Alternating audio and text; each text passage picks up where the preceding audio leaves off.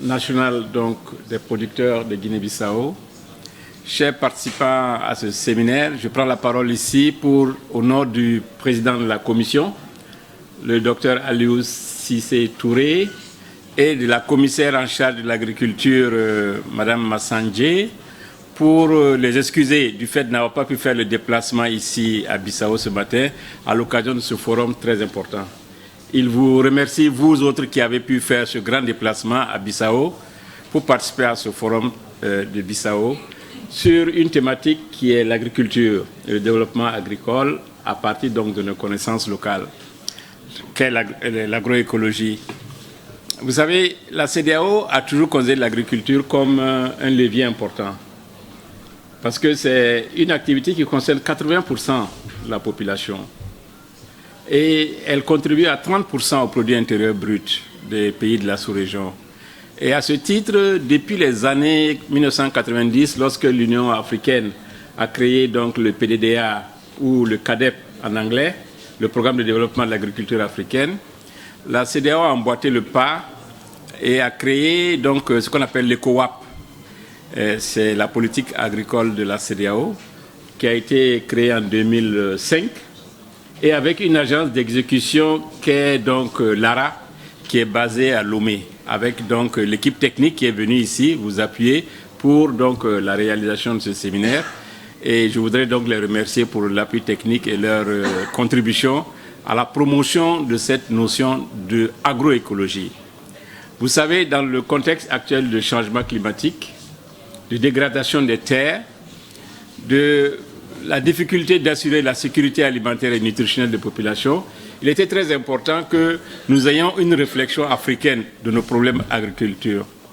Il faut savoir que nous avons dans nos pays beaucoup d'agronomes qui ont été formés à l'école européenne, qui a promu l'intensification agricole, mais ces jeunes qui sont venus ont demandé à ce que nous ayons une façon autre de nous comporter pour réussir notre système agricole, pour qu'elle soit résiliente et qu'elle puisse échapper aux chocs qui pourraient arriver donc dans le monde, dans le domaine agricole.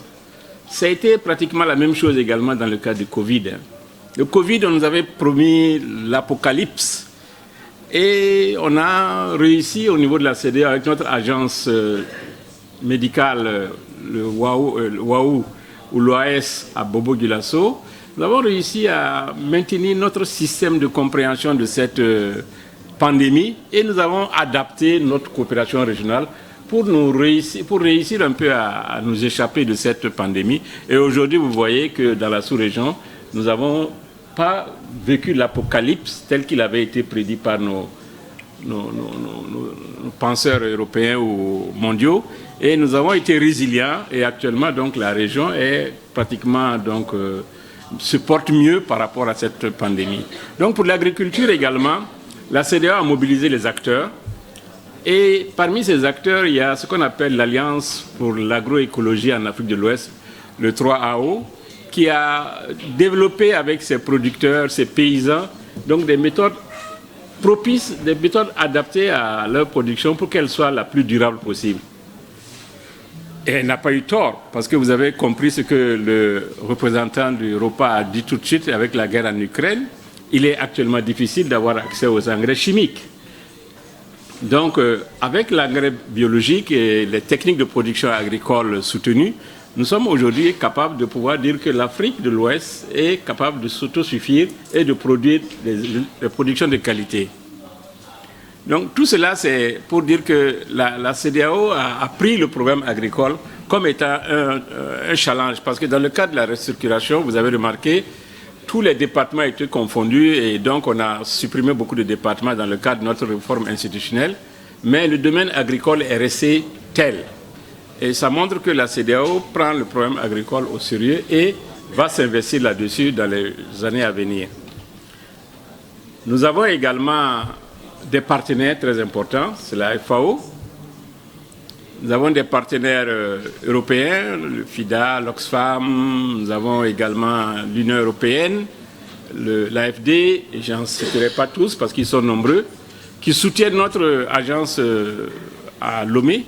Et je voudrais les encourager à continuer donc ce soutien pour que nous puissions vraiment soutenir nos producteurs.